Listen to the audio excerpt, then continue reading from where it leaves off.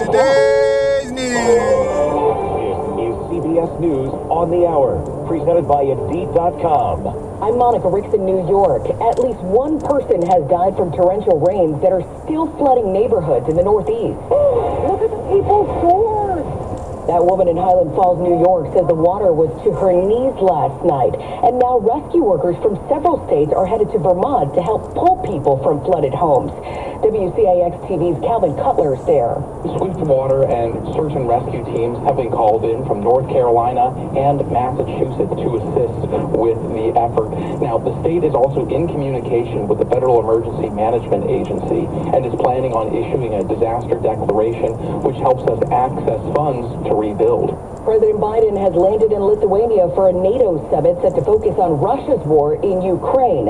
But another item topped his agenda today in London. Here's CBS's Vicki Barker. The president stood with his hand on his heart as the Welsh Guards played the national anthem. King Charles standing at attention by his side. The body language of the two men was relaxed. They see eye to eye on climate and were meeting with philanthropists and investors about combating climate change. Disgraced sports doctor Larry Nassar got attacked by another inmate at a federal prison in Florida. CBS's Deborah Rodriguez has details. Nassar is in stable condition after he was wounded in the back and chest. Nassar is serving decades for sexually assaulting young Team USA gymnasts, including Olympic medalists. He also admitted to assaulting athletes when he worked at Michigan State University. Threads is now the fastest growing app ever with 100 million users less than a week after launching. CBS tech contributor Ian Scher. Reaching this kind of milestone doesn't sound like such a surprise when you consider that Meta/Facebook/Instagram is dealing with billions of users on a regular basis. Threads is a direct competitor to Twitter.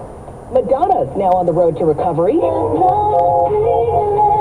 On her social media platforms, the 64-year-old says her first thought when she woke up in the hospital was her children. The words come about 2 weeks after she was in intensive care at a New York City hospital after developing a serious bacterial infection. Her North American tour was set to begin next week. Now, the songstress says it'll be rescheduled, with the European leg now beginning in October. That's CBS's Matt Piper reporting. Fans were excited to finally see Jamie Foxx waving from a boat this weekend in Chicago. It's his first time in public since suffering a medical complication back in April.